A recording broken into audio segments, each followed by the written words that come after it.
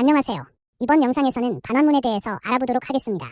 첫 영상에서 식은 값을 반환한다는 것을 알려드렸는데요. 함수 호출 또한 식에 해당하며 값을 반환합니다. 예를 들어 매스 모듈에 있는 스퀘어루트 함수는 말 그대로 입력값의 제곱근을 반환합니다. 일반적으로는 프린트 함수를 사용하여 반환 값을 출력하게 되지만 콜랩 같은 대화형 개발 환경에서는 프린트 함수를 사용하지 않아도 이처럼 반환 값을 출력해주기도 합니다. 함수 정의에서는 리턴문을 사용하여 값을 반환합니다. 반지름을 입력하면 원넓이를 반환하는 간단한 함수를 만들어 보도록 하겠습니다.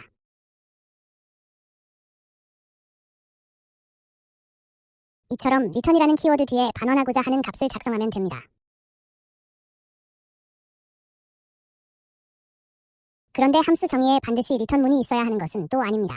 지금 보여드리는 함수는 메시지를 출력하기만 할 뿐 return문이 존재하지 않습니다. 하지만 사실 return문이 없다고 해서 반환되는 값이 아예 없는 것이 아닙니다. 이것은 반환 값을 변수에 대입해보면 확인할 수 있습니다.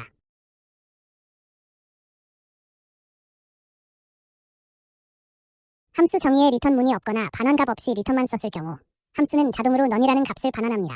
이 none이라는 값은 파이썬에서 없음을 나타내는 키워드이자 특수한 값입니다. 또 한 가지 언급할 점은 이 함수에는 부작용이 있었다는 것입니다. 화면에 메시지를 출력하는 것처럼 함수가 함수 외부 상태를 변경시키는 행위를 부작용이라고 합니다. 금지된 것은 아니지만 부작용이 많으면 디버깅하기 어려워질 수 있어서 권장되지는 않습니다. 반면 앞서 원넓이를 반환하는 함수처럼 부작용이 없는 함수는 순수 함수라고 하기도 합니다. 다음으로는 조기 반환에 대해서 알아보겠습니다. 과거에는 함수 정의에는 return문이 단 하나만 있는 것이 원칙이라고 여기기도 했습니다. 그래서 보통은 화면에 보이는 얘처럼 return문은 함수 정의의 맨 마지막 줄에 한 번만 작성했습니다. 이렇게 하면 함수의 반환 값이 무엇인지 파악하기가 쉽다는 장점은 있습니다.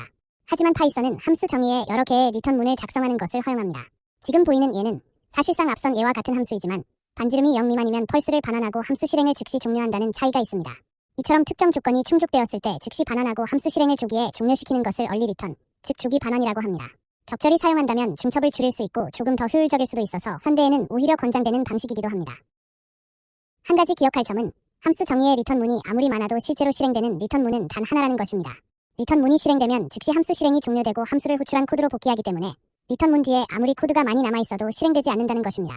여기 있는 두 번째 return문은 if문의 조건이 거짓일 때만 실행될 것이라는 걸 알 수 있습니다. 따라서 굳이 else 블록을 쓰지 않아도 같은 효과를 낼 수 있습니다.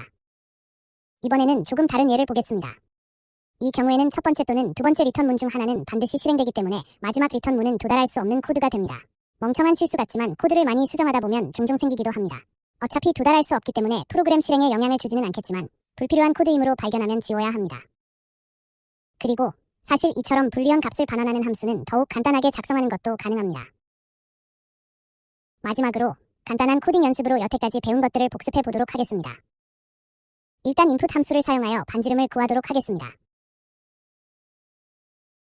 입력된 반지름이 유효한 값이면 원넓이를 출력하고 유효하지 않으면 에러 메시지를 출력하도록 하겠습니다.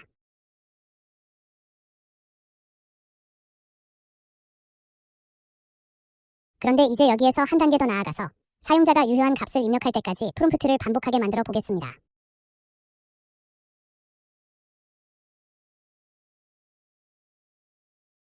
이렇게 루프를 종료할 조건이 달성되었는지 표시하는 변수를 만들어 루프를 제어할 수 있습니다.